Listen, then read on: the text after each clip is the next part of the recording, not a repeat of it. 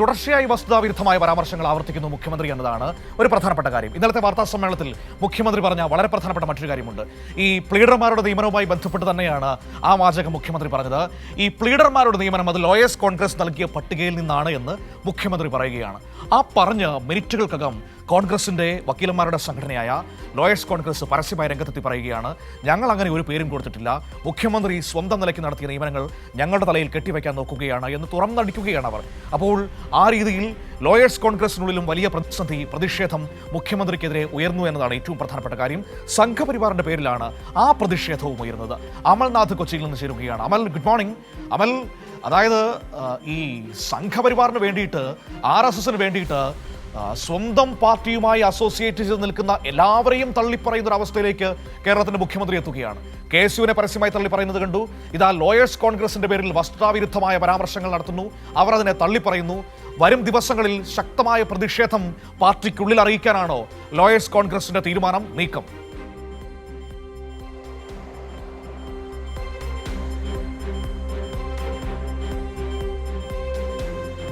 Manu, good morning. ഈ government pleader നിയമനവുമായി ബന്ധപ്പെട്ട് വലിയ രീതിയിലുള്ള വിവാദങ്ങൾ, അതൊക്കെ വലിയ ചർച്ചയാവുന്ന ഒരു സാഹചര്യം നമ്മൾ കണ്ടു. ഈ ഒരു സാഹചര്യത്തിൽ കഴിഞ്ഞ ദിവസം മുഖ്യമന്ത്രി VD സതീശൻ മാധ്യമങ്ങളുടെ പ്രതികരണം നടത്തിയിരുന്നു. അന്ന് അദ്ദേഹം സൂചിപ്പിച്ച ഒരു കാര്യമെന്ന് പറഞ്ഞാൽ ഈ ഗവൺമെന്റ് പ്ലീഡർ നിയമനം നടന്നിരിക്കുന്നത് അത് ലോയേഴ്സ് കോൺഗ്രസ് നൽകിയിട്ടുള്ള ആ ഒരു പട്ടികയുടെ അടിസ്ഥാനത്തിലാണ് എന്നുള്ളതാണ്. ഈ ഒരു നിയമനം നടക്കുന്ന സാഹചര്യത്തിൽ RSS അതോടൊപ്പം തന്നെ BJP ബന്ധം ഉള്ളവരെ അടക്കം പരിഗണിച്ച ഒരു സാഹചര്യമുണ്ടായിരുന്നു.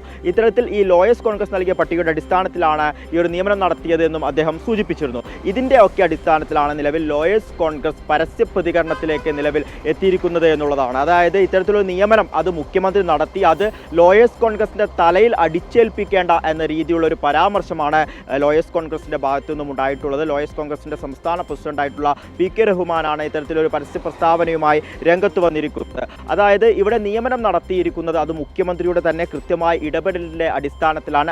അറ്റോർണി ആയിട്ടുള്ള അനൂപ് V നായർ എന്ന വ്യക്തിയുടെ കൃത്യമായ ഇടപെടൽ അല്ലെങ്കിൽ കൃത്യമായ നിർദ്ദേശം ഈ ഒരു നിയമനവുമായി ബന്ധപ്പെട്ടുണ്ടായിട്ടുണ്ട്. അവിടെ മുഖ്യമന്ത്രിയുടെ ഭാഗത്തു നിന്നും കൃത്യമായ ഒരു ഇടപെടലും നിർദ്ദേശവും ഉണ്ടായിട്ടുണ്ട് എന്നും PK റഹ്മാൻ, അതായത് ലോയേഴ്സ് കോൺഗ്രസിന്റെ സംസ്ഥാന പ്രസിഡന്റായിട്ടുള്ള PK റഹ്മാൻ നിലവിൽ സൂചിപ്പിച്ച ഒരു സാഹചര്യമുണ്ട്. ഒപ്പം തന്നെ ഈ ഒരു ഗവൺമെന്റ് പ്ലീഡർ നിയമനവുമായി പല തവണയായി മുഖ്യമന്ത്രിയുമായി ചർച്ച നടത്താൻ വേണ്ടി ഇദ്ദേഹം തയ്യാറായിരുന്നു, അല്ലെങ്കിൽ ലോയേഴ്സ് കോൺഗ്രസ് തയ്യാറായിരുന്നു. പക്ഷെ അപ്പോഴൊക്കെ തന്നെയും മുഖ്യമന്ത്രി അതിനൊരു താല്പര്യം പ്രകടിപ്പിച്ചില്ല, ചർച്ച ആവശ്യമില്ല എന്ന രീതിയിൽ അല്ലെങ്കിൽ അത്തരത്തിലുള്ള മനോഭാവം അദ്ദേഹം മുന്നോട്ട് വെച്ചിട്ടുണ്ടായിരുന്നത് എന്ന ഒരു കാര്യം കൂടി സൂചിപ്പിക്കുന്നുണ്ട്. അതോടൊപ്പം തന്നെ ഈ PK റഹ്മാൻ പറയുന്ന മറ്റൊരു കാര്യം, ഇപ്പോൾ പ്രധാനമായും 2 നിയമനങ്ങളാണ് വിവാദത്തിലായിരിക്കുന്നത്. ആ 2 പേരുമായും ഈ ലോയേഴ്സ് കോൺഗ്രസിന് യാതൊരു തരത്തിലുള്ള ബന്ധവുമില്ല എന്നും അദ്ദേഹം സൂചിപ്പിക്കുന്നു. അവരുമായി വ്യക്തിപരമായോ അല്ലെങ്കിൽ മറ്റേതെങ്കിലും തരത്തിലൊരു കൂടിക്കാഴ്ചയോ അല്ലെങ്കിൽ അത്തരത്തിൽ ഏതെങ്കിലും ഒരു ചർച്ചയോ ഒന്നും തന്നെ നടന്നിട്ടില്ല. അവിടെ മുഖ്യമന്ത്രിയും ഒപ്പം തന്നെ ഈ ഒരു അറ്റോർണി ആയിട്ടുള്ള അനിൽ നായരുടെ ഭാഗത്തു നിന്നുമാണ് കൃത്യമായി ഇടപെടൽ ഉണ്ടായിട്ടുള്ളത് എന്നും പറയുന്നു.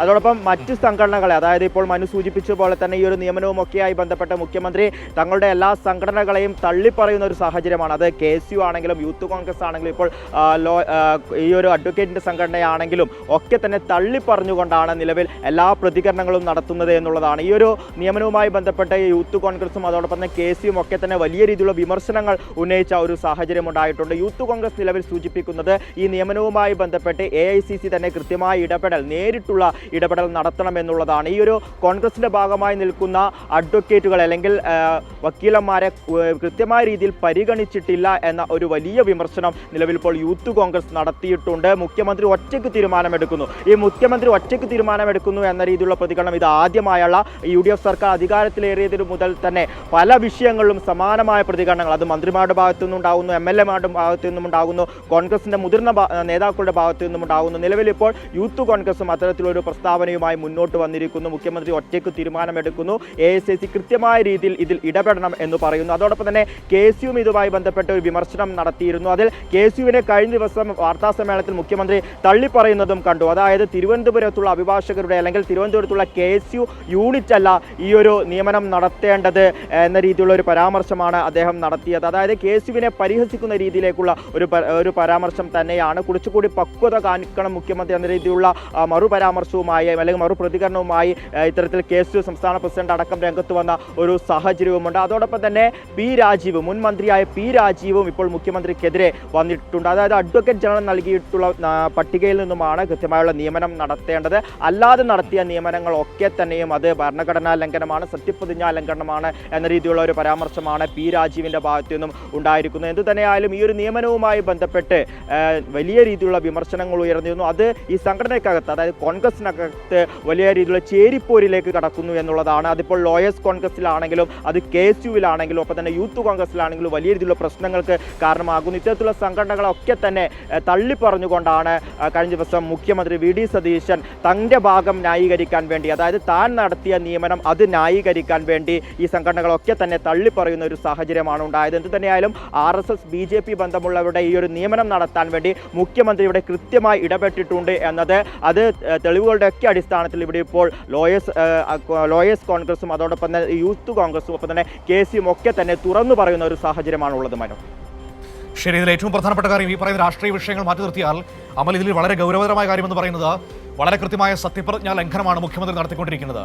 കാരണം സത്യപ്രതിജ്ഞയിൽ പറയുന്ന ഒരു സ്വാധീനങ്ങൾക്കും വഴങ്ങാതെ രാജ്യത്തിൻ്റെ ഭരണഘടനയെ അടിസ്ഥാനമാക്കി ഭരണം നടത്തുമെന്നാണല്ലോ.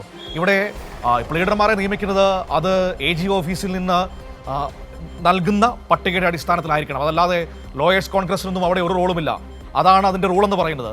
അങ്ങനെ നിൽക്കുമ്പോഴാണ് VD സതീശൻ പറയുന്നത് ലോയേഴ്സ് കോൺഗ്രസിൽ നിന്ന് നൽകിയ പട്ടികയിൽ നിന്നാണ് ആളുകളെ നിയമിച്ചത് എന്ന്. കള്ളം പറഞ്ഞ് സത്യപ്രതിജ്ഞാ ലംഘനത്തിലേക്കും ഭരണഘടനാ വിരുദ്ധതയിലേക്കും പോവുകയാണ് കേരളത്തിൻ്റെ മുഖ്യമന്ത്രി.